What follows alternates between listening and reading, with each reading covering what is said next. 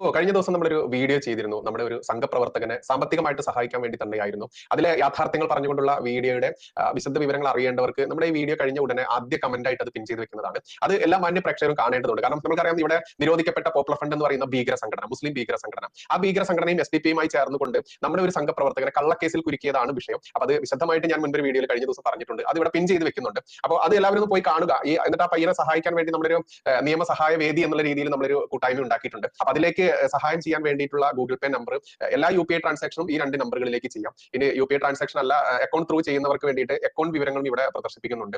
അപ്പോൾ ഇതിൽ ഏതാണോ നിങ്ങൾക്ക് സ്യൂട്ടബിൾ അതിലേക്ക് നിങ്ങൾ ചെയ്യുക. അത് എന്റെ വ്യക്തിപരമായിട്ടുള്ള അക്കൗണ്ട് ഡീറ്റെയിൽസ് ആണ് ഇവിടെ കൊടുത്തിട്ടുള്ളത്. കാരണം ഇത് താൽക്കാലികമായിട്ട് നമ്മളിപ്പോൾ ക്രിയേറ്റ് ചെയ്തിട്ടുള്ള ഒരു നിയമസഹായ വേദിയാണ്. ഇനി അതിനൊരു ലീഗൽ ഫോമിലേക്ക് നമ്മൾ മാറ്റാൻ വേണ്ടി തീരുമാനിച്ചിട്ടുണ്ട്. കാരണം നമ്മളെ ഒരുപാട് സഹോദരങ്ങൾ ഇത്തരത്തിൽ ഒരുപാട് ബുദ്ധിമുട്ടുകൾ അനുഭവിക്കുന്നുണ്ട്. ഇതിലേക്ക് എല്ലാവരും സഹായം ചെയ്യുക. ആ വ്യക്തിയുടെ എന്താണ് കേസ്, എല്ലാ വിശദ വിവരങ്ങളും ഇന്നലെ ഒരു വീഡിയോ നമ്മൾ ചെയ്തിട്ടുണ്ട്. ആ വീഡിയോയുടെ ലിങ്ക് നമ്മുടെ ആദ്യ കമന്റ് ആയിട്ട് പിൻ ചെയ്ത് വെക്കുന്നുണ്ട്.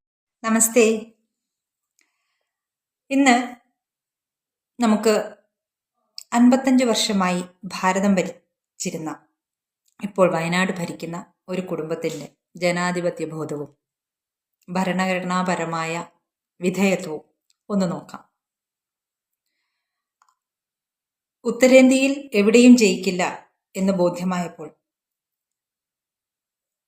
ഇങ്ങ് വയനാടിൻ്റെ പച്ചപ്പിലേക്ക്, അതൊരു ജനാധിപത്യപരമായ പച്ചപ്പല്ല, ജനസംഖ്യാപരമായ പച്ചപ്പാണ്. കോൺഗ്രസോ ലീഗോ ആരെ നിർത്തിയാലും വിജയിക്കുന്ന ഈ പച്ചപ്പിലേക്ക് ചേക്കേറിയ നിത്യഹരിത പ്രധാനമന്ത്രി സ്ഥാനാർത്ഥിയായ രാഹുൽ ഗാന്ധി എന്ന ഈ യുവരാജാവിൻ്റെ, ആ കുടുംബത്തിൻ്റെ ജനാധിപത്യ ബോധവും ഈ ഭരണഘടനയോടുള്ള വിധേയത്വമാണ് നമുക്കൊന്ന് നോക്കേണ്ടത്.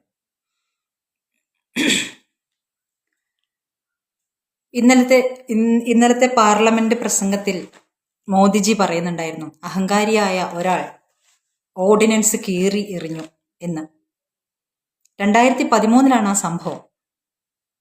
ഈ രാഹുൽ ഗാന്ധി ഈ ഭരണഘടനയും പൊക്കിപ്പിടിച്ച് ആ ചെറിയൊരു ചുവന്ന പുസ്തകം ഉണ്ടല്ലോ പോക്കറ്റിലിട്ട് നടക്കുന്നത്, എപ്പോഴും ഭരണഘടന, സവർക്കർ, മനുസ്മൃതി എന്നൊക്കെ പറഞ്ഞുകൊണ്ട് ജൽപ്പനങ്ങൾ പുറപ്പെടുവിച്ചുകൊണ്ട് നടക്കുന്ന രാഹുൽ ഗാന്ധി 2013 ഒരു മന്ത്രിസഭ പാസാക്കിയ ഓർഡിനൻസ് മറ്റൊരാൾ അജയ് മാക്കൻ എന്ന കോൺഗ്രസ് നേതാവ് നടത്തുന്ന സമ്മേളനത്തിലേക്ക് അധികാരത്തോടുകൂടി കയറി ചെന്ന്, എന്താണ് അധികാരം?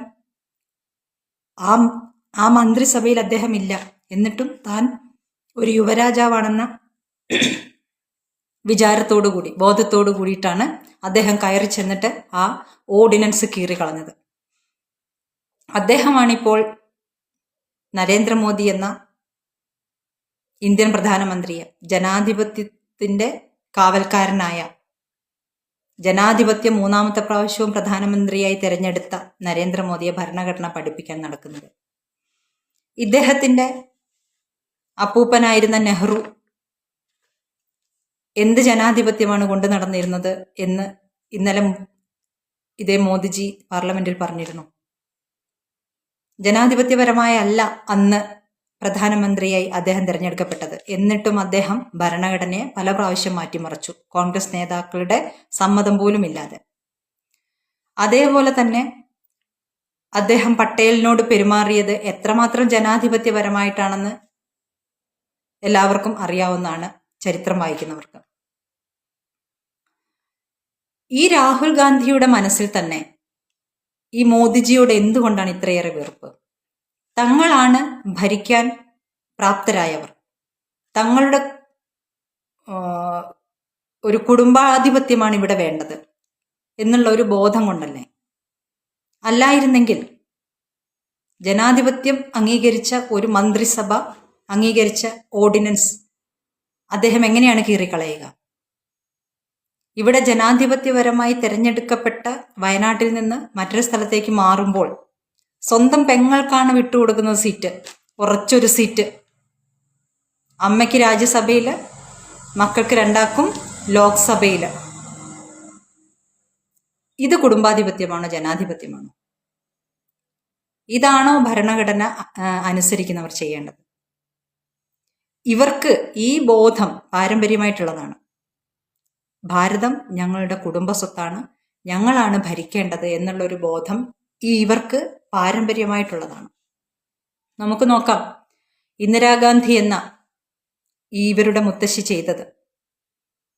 ഇപ്പോ പ്രിയങ്ക ഗാന്ധിക്ക് വോട്ട് പിടിച്ചത് ഇന്ദിരാഗാന്ധിയുടെ മൂക്ക് പോലെയുണ്ട്, മുടി പോലെയുണ്ട്, രൂപസാദൃശ്യമുണ്ട് എന്നൊക്കെയുള്ള വൈകാരിക ബന്ധം വെച്ചിട്ടാണല്ലോ. ആ ഉരുക്കു വനിതയുടെ പാരമ്പര്യം എന്നൊക്കെ പറഞ്ഞിട്ടാണ്. ഈ ഉരുക്കു വനിതയെ ഞെട്ടിച്ച ഒരു സ്ത്രീരത്നമുണ്ടായിരുന്നു ഇന്ത്യയിൽ. അവരോടുള്ള ഇന്ദിരാഗാന്ധിയുടെ പകപോക്കലിന്റെ കഥ ഇന്നും ചരിത്രത്തിന്റെ ഏടുകളിലുണ്ട്. ഗായത്രി ദേവി, രാജമാതാ ഗായത്രി ദേവി എന്നായിരുന്നു ആ സ്ത്രീരത്നത്തിന്റെ പേര്. കുച്ച് ബെഹാർ രാജാവായ മഹാരാജ ജിതേന്ദ്ര നാരായണന്റെയും മറാത്തെ രാജ്ഞി ഇന്ദിരാ രാജയുടെയും മകളായിരുന്നു ഗായത്രി ദേവി. ഇവർ ലണ്ടൻ, ശാന്തിനികേതൻ, സ്വിറ്റ്സർലൻഡ് തുടങ്ങിയ സ്ഥലങ്ങളിൽ നിന്നാണ് വിദ്യാഭ്യാസം പൂർത്തിയാക്കിയത്. അതിസുന്ദരിയായിരുന്നു, സ്പോർട്സിലും സമർത്ഥയായിരുന്നു, സാമൂഹ്യ പ്രവർത്തനങ്ങളിൽ മുന്നിട്ട് നിന്നിരുന്നു. വിദ്യാഭ്യാസ കാലത്ത് തന്നെ ഇന്ദിരാഗാന്ധിക്ക് അസൂയ ഉണ്ടാക്കിയ ഒരു വ്യക്തിത്വമായിരുന്നു ഗായത്രി ദേവി. അതിസുന്ദരിയായ അവരുടെ സൗന്ദര്യത്തോടും വസ്ത്രരീതിയോടും രാജകുടുംബത്തിന്റെ പാരമ്പര്യത്തോടുമൊക്കെ അസൂയയും പകയും വെച്ച് പുലർത്തിയ ഇന്ദിരാഗാന്ധി അവരെ ഒരു എതിരാളിയായി തന്നെയായിരുന്നു കണ്ടിരുന്നത് എന്നാണ് നിരീക്ഷകർ പറയുന്നത്. ഈ ഗായത്രി ദേവി ജയ്പൂർ രാജവംശത്തിലെ മാൻസിംഗിനെ വിവാഹം കഴിച്ച് ജയ്പൂരിലേക്ക് എത്തുകയും അവിടെ കൊട്ടാരത്തിൽ തന്നെ മറ്റ് രാജ്ഞിമാർ അനുസരിച്ച് വന്ന പർദാ സമ്പ്രദായമൊന്നും തുടരാതെ തൻ്റെതായ ഒരു രീതിയിൽ തൻ്റെ സ്വാതന്ത്ര്യം നടപ്പാക്കിക്കൊണ്ട് വളരെ ബോൾഡായി മുന്നോട്ട് പോയിരുന്ന ആ ഗായത്രി ദേവി അവിടെ 1943 ജയ്പൂരിൽ ഒരു സ്കൂൾ സ്ഥാപിച്ചു. മഹാറാണി ഗായത്രി ദേവി പബ്ലിക് സ്കൂൾ എന്ന ഇംഗ്ലീഷ് വിദ്യാഭ്യാസം പെൺകുട്ടികൾക്ക് വേണ്ടിയുള്ള ഒരു സ്കൂൾ 1943 ജയ്പൂരിൽ സ്ഥാപിച്ചു. അങ്ങനെ വിദ്യാഭ്യാസ കാര്യങ്ങളിലും സാമൂഹ്യ പ്രവർത്തനങ്ങളിലും ഒക്കെ അവർ മുന്നിട്ട് നിന്നിരുന്നു. അങ്ങനെ 1947 സ്വാതന്ത്ര്യം കിട്ടിയതിന് ശേഷം ഇവരെ ഈ ഗായത്രി ദേവിയെ കോൺഗ്രസിലേക്ക് ക്ഷണിക്കുന്നുണ്ട്.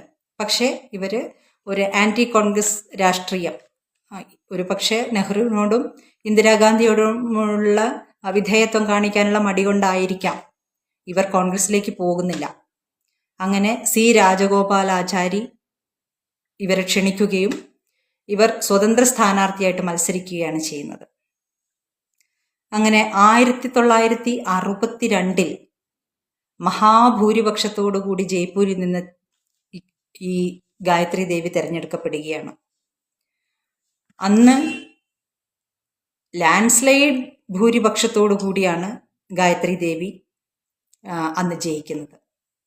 അന്ന് ആകെ പോൾ ചെയ്ത വോട്ട് എന്ന് പറയുന്നത് 2,46,516 വോട്ടാണ്. ജയിച്ച സ്ഥാനാർത്ഥിയായ ഗായത്രി ദേവി നേടിയത് 1,92,909 വോട്ട്. 78% വോട്ട് കരസ്ഥമാക്കിയാണ് അവർ ജയിച്ചത്. അങ്ങനെ 1962 അവർ സ്വതന്ത്ര സ്ഥാനാർത്ഥിയായി മത്സരിച്ച് വിജയിച്ച് പാർലമെന്റിലെത്തി. ഇത് കോൺഗ്രസിന് വളരെ വലിയൊരു തിരിച്ചടിയായി. കാരണം ഇവർ കോൺഗ്രസിന്റെ ഓരോ പ്രവൃത്തിയെയും വെല്ലുവിളിച്ചുകൊണ്ടിരുന്നു. അങ്ങനെ 1962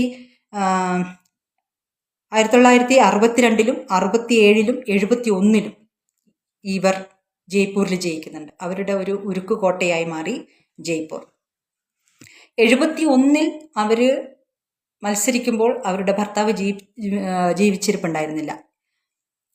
1970 ഈ മാൻസിംഗ് എന്ന് പറയുന്ന ഇവരുടെ ഭർത്താവ് മരിച്ചു പോയതുകൊണ്ട് കുറച്ചു കാലം ഇവർ രാഷ്ട്രീയത്തിൽ നിന്ന് വിട്ടുനിന്നിരുന്നു. അങ്ങനെ ആ സമയത്ത് ഇവരുടെ ഈ ജയ്പൂരിലെ വോട്ടർ പട്ടികയിൽ നിന്ന് ഇവർക്ക് അനുകൂലമായിട്ടുള്ള വോട്ടേഴ്സിന്റെ മുഴുവനും പേര് നീക്കി ഈ കോൺഗ്രസ്, ജനാധിപത്യം പറയുന്ന ഈ കോൺഗ്രസ്. എന്നിട്ട് പോലും 50,000 വോട്ടിന്റെ ഭൂരിപക്ഷത്തിന് 71 വീണ്ടും ഗായത്രി ദേവി ജയിക്കുകയാണ്. ഇന്ദിരാഗാന്ധി ഞെട്ടിവിറച്ചിട്ടുണ്ടാവും, അസൂയ 4 ഇരട്ടി ആയിട്ടുണ്ടാവും. അങ്ങനെ അവർ വീണ്ടും പാർലമെന്റിലെത്തി. കാലം കഴിഞ്ഞു. 1975 കോടതി വിധി വന്നതിന് ശേഷം അധികാരഭ്രഷ്ടയാവുന്നു ഇന്ദിരാഗാന്ധി. അടിയന്തരാവസ്ഥ പ്രഖ്യാപിക്കുന്നു. അടിയന്തരാവസ്ഥ പ്രഖ്യാപിച്ച് ജയിലിലടയ്ക്കാനുള്ള നേതാക്കളുടെ ലിസ്റ്റ് തയ്യാറാക്കിയപ്പോൾ ആദ്യത്തെ പേരുകളിൽ ഒന്ന് ഗായത്രി ദേവിയുടേത് ആയിരുന്നു. ഗായത്രി ദേവിയോട് പകപോക്കാൻ, തന്നേക്കാൾ സൗന്ദര്യമുള്ള, തന്നേക്കാൾ പാരമ്പര്യമുള്ള, തന്നേക്കാൾ പ്രൗഢയായ, വിദ്യാഭ്യാസമുള്ള, കഴിവുള്ള ആ സ്ത്രീയോട് പകപോക്കാൻ ഇന്ദിരാഗാന്ധി കണ്ടെത്തിയ ഒരു വഴി കൂടിയായിരുന്നു ഇത്. അങ്ങനെ അവരെ ജയിലിൽ അടച്ചു. ജയിലിൽ അടയ്ക്കുമ്പോൾ അവരൊരു അൾസർ രോഗവും അങ്ങനെയൊക്കെയുള്ള ബുദ്ധിമുട്ടുകൾ ഉണ്ടായിരുന്നു അവർക്ക്. എന്നിട്ട് പോലും 3 ആഴ്ച അവർക്ക് ചികിത്സ നിഷേധിച്ചു. ജയിലിൽ അവർ ജുവനൈൽ ഹോമിലുള്ള കുട്ടികൾക്ക് വേണ്ടിയിട്ട് പുസ്തകങ്ങൾ വിതരണം ചെയ്യുകയും ജയിലിലെ കുട്ടികൾക്ക് ബാഡ്മിന്റൺ കളിക്കാനുള്ള കോർട്ട് ഉണ്ടാക്കുകയും ഒക്കെ ജയിലിൽ ഇരുന്നു കൊണ്ടുള്ള സാമൂഹ്യ പ്രവർത്തനങ്ങളാണ്. അവിടെയും അവർ തനിക്ക് ചെയ്യാവുന്ന കാര്യങ്ങൾ ചെയ്യുകയാണ് ചെയ്തത്. അങ്ങനെ അവര് ആ ജയിൽ ജീവിതം അവരെ വല്ലാതെ ക്ഷീണിതയാക്കിയിരുന്നു. ആ സമയത്തും ഇന്ദിരാഗാന്ധി അവരുടെ വസതിയിൽ, അവരുടെ കൊട്ടാരത്തിൽ റെയ്ഡ് നടത്തി അവരുടെ എല്ലാ സ്വത്തുക്കളും പിടിച്ചെടുക്കുകയാണ് ഉണ്ടായത് എന്നാണ് രേഖകൾ പറയുന്നത്. അങ്ങനെ ആ ജയിൽ ജീവിതം കഴിഞ്ഞ് പുറത്തു വന്ന ക്ഷീണിതയായ ഗായത്രി ദേവി പിന്നീട് രാഷ്ട്രീയത്തിലേക്ക് വരുന്നില്ല. അവര് പിന്നീട് 2009 അന്തരിക്കുകയാണ് ഉണ്ടായത്. ഇതാണ് ഗാന്ധി കുടുംബം എന്ന് വ്യാജ പേര് വെച്ചിരിക്കുന്ന നെഹ്റു കുടുംബത്തിന്റെ ജനാധിപത്യ ബോധം. ഇതേ ജനാധിപത്യ ബോധം വെച്ചുകൊണ്ടാണ് ഇന്ത്യ ഭരിക്കാൻ മറ്റാരും അർഹരല്ല, ഞങ്ങൾ തന്നെയേ പറ്റുള്ളൂ എന്നുള്ള ആ ബോധം വെച്ചുകൊണ്ടാണ് ഇന്നും രാഹുൽ ഗാന്ധിയും പ്രിയങ്ക ഗാന്ധിയും ജീവിക്കുന്നത്. ഇപ്പോൾ നടക്കുന്ന പാർലമെന്റിൽ പോലും ചർച്ച ചെയ്യപ്പെടുന്നത് വിദേശ ഫണ്ട് വാങ്ങി ജോർജ് സോറസ് എന്ന സാമ്പത്തിക കുറ്റവാളിയിൽ നിന്ന് ഫണ്ട് വാങ്ങിയ സോണിയാഗാന്ധിയുടെ പേരാണ് പാർലമെന്റിൽ പറയപ്പെടുന്നത്. എന്നിട്ടും നാം ഇന്ത്യക്കാർ, ഒരു വിഭാഗം ഇന്ത്യക്കാർ എന്തുകൊണ്ടാണ് നെഹ്റു കുടുംബം എന്ന് പറയുമ്പോൾ കോൾമയിർ കൊള്ളുന്നത് എന്നാണ് ഞാൻ ആലോചിക്കുന്നത്. ഇത്രയേറെ ജനാധിപത്യ വിരുദ്ധരായ ഒരു കുടുംബം, ആർക്കും അധികാരം വിട്ടുകൊടുക്കാത്ത ഒരു കുടുംബം, പട്ടേലിനെ അപമാനിച്ച നെഹ്റു, ഗായത്രി ദേവിയോട് പകപോക്കിയ ഇന്ദിരാഗാന്ധി, സോണിയാഗാന്ധി നരസിംഹറാവുവിന്റെ ശവശരീരത്തെ പോലും അപമാനിച്ചിട്ടുണ്ട് എന്നായിരുന്നു വാർത്തകൾ. ഇതാണ് നെഹ്റു കുടുംബത്തിന്റെ ജനാധിപത്യ ബോധം. എന്നിട്ടാണ് ഇത്തിരി പോന്ന ഒരു ഭരണഘടനയെ എടുത്ത് പോക്കറ്റിലിട്ട് ജനാധിപത്യം, ഭരണഘടന എന്ന് പറഞ്ഞുകൊണ്ട് നടക്കുന്നത്. ഇത് നാം മനസ്സിലാക്കണം. ഇവരുടെ കുടുംബാധിപത്യത്തിന്റെ വേരറക്കാൻ പ്രത്യേകിച്ച് വയനാട്ടുകാർ ഈ ചരിത്രങ്ങൾ ഒന്ന് മനസ്സിലാക്കുന്നത് വളരെ നല്ലതാണ്. എല്ലാവർക്കും നന്ദി, നമസ്കാരം.